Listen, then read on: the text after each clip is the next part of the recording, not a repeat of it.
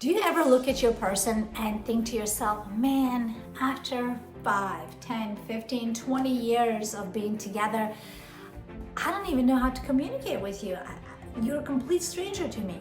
If you do find yourself in that stranger zone, I got some good news and some bad news, but I'm gonna start with the bad news first. Bad news is that simply whatever muscle you don't work is the muscle that goes limp. So if you are in that stranger zone with your spouse, that just simply means that you did not work so hard at that relationship.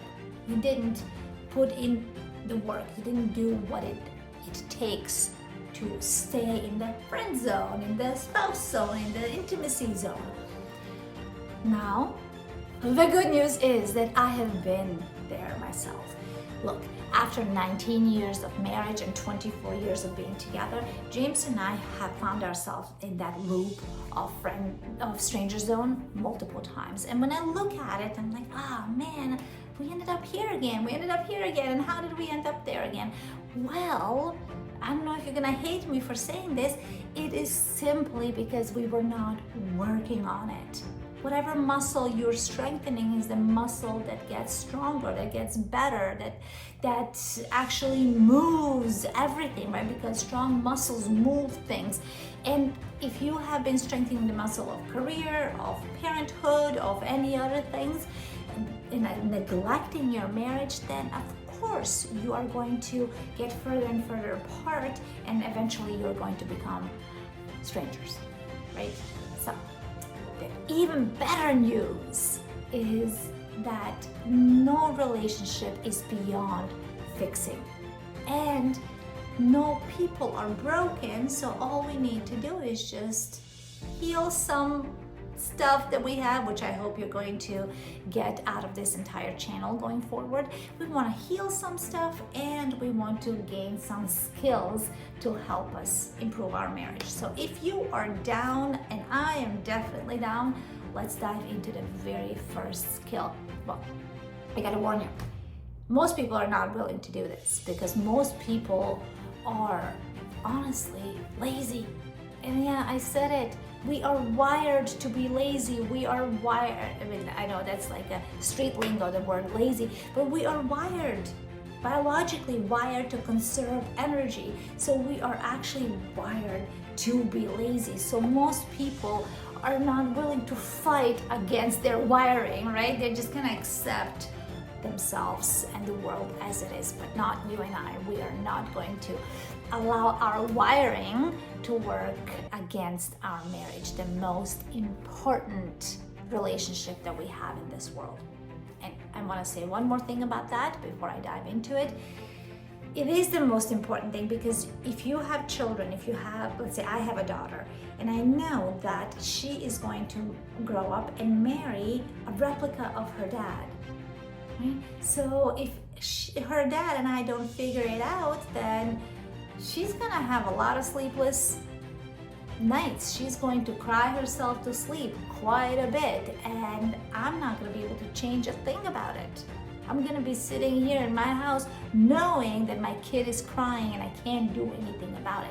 So while I can't get mixed up in her marriage, I can get mixed up in the marriage that I need to get mixed up in my marriage, so that she does not end up with somebody who is going to make her cry.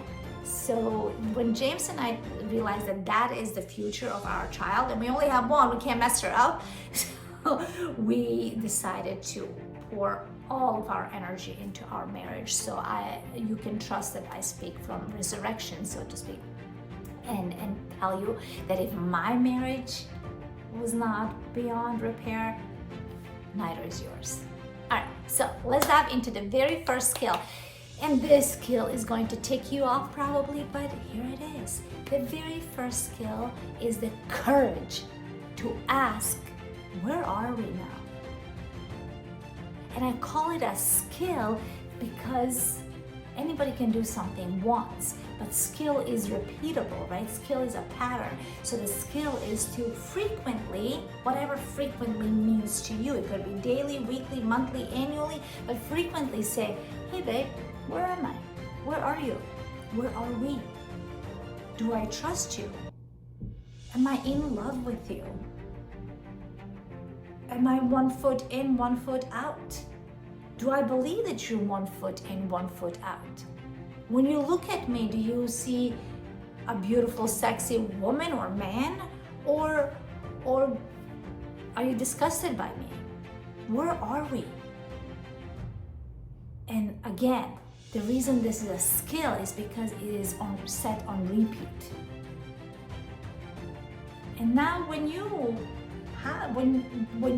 ask that question, that's massive. Most couples don't even think about getting near that question because they're terrified of the truth. Which tells us that the second skill is handling the truth, holding the truth. Now you may not like the answer that you just heard. And when you hear that answer, you have to have the skill of holding the truth. And again, it is a skill because it is repeated on a regular basis. When your person tells you, I'm not so sure, that hurts. What do I do with I'm not so sure, right? Holding the truth without bailing, without attacking, without shrinking, without freezing, without fixing them. Just holding the truth on repeat. Because what that does, it tells you, immediately tells your person, dang, sexy, you are strong. You are strong. Let me check those muscles. And that is a skill that most people just don't have, as my previous self included. And sure, I'd like to think that I'm healed from it, but even today, if I hear something that hurts, I'm like, run, because that is my way of dealing with life. Run, or fix. And when I think about being strong enough to hold the truth, I immediately say to myself, damn, any person would be lucky to have me in their life, because look at me, I'm a mountain, I can hold the truth. So your confidence just shoots up. It's wild how that happens. And you're a lot more desirable to the other person anyway then, because you're not a liability, you're an asset, and everybody wants an asset, and everybody runs away from liability. So that's a whole different video that we're going to talk about. But you see how this skill is incredibly powerful, and it makes you an asset. Yes. Okay, so now we have to recap. We have the first skill on repeat, right? We have it as having the courage to ask, where are we? Right? Then the second one is holding the truth, being able and willing to hold the truth on repeat. And then finally saying, how did we get here? Why are we here? Why did we end up here? What did we bring? What did we bring into this? The very first session that you have together is going to be very turbulent, because you're gonna say, well, when you said this 13 years ago, and when your dad did that, and my mom did this, and all of this stuff, and like it's gonna be all kinds of whys or all kinds of reasons. But then as you make this a pattern, as you do this on a regular basis, you're gonna have a lot less why than you're gonna have. Let's say if you have a pattern of having this conversation once a week, then you're gonna be able to pinpoint to something that happened 6 to 7 days ago, right? So it gets a lot easier, but it's that initial conversation. And what this why eventually, what it does is it allows you to have empathy towards the other person. Because there's so many coaches out there who talk about, one of the skills is empathy. Well, empathy for what?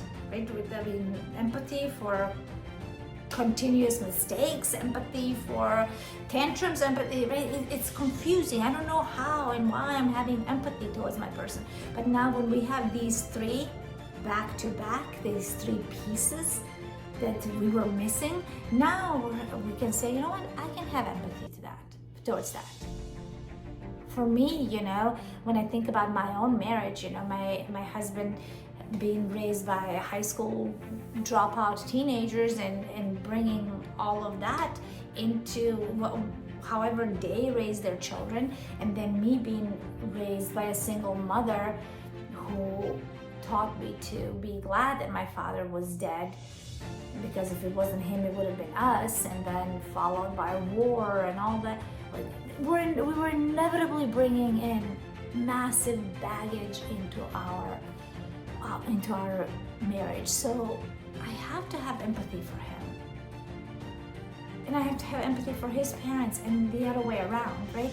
So now empathy is a skill, but it can't happen until the first 3 are done. All right, so I'm gonna leave you with this. You have lots of food for thought. My assignment to you in this video is pick a time to talk to your person. Watch this video together. If it feels a little too in your face, you can say, you know what, I found this video on YouTube. It made sense to me. I'd love to watch it with you, and then we can do the assignment together. And the assignment is, hey, let's set aside a time when we're not down, when we're not tired, right? When we can just kind of like a date time, date, and maybe go for a walk, have a cup of tea or something. You know, I personally find it a lot more useful when we're walking, because we're not kind of butting heads, and we're not against each other, but we're just kind of shoulder to shoulder. You know, we can just take a nice walk in the park and say, hey babe, where are you? Where am I? Where are we? And just put that into it. Maybe you can do an auto recording or something, or some sort of voice recording. And then the second skill is holding the truth, being willing to do it, and then asking the question, why are we here? How did we end up here? And then finally having empathy for the other person. And if you two can do this right now, you will be light years ahead of all the other couples, and your successful marriage is inevitable. All right, leave some comments, ask some questions. I'm here to say I want you to have a beautiful marriage. You know, as somebody who grew up in a chaotic environment, I am committed to make sure that your children are not raised in an environment that leads them to attract some not so helpful people into their life.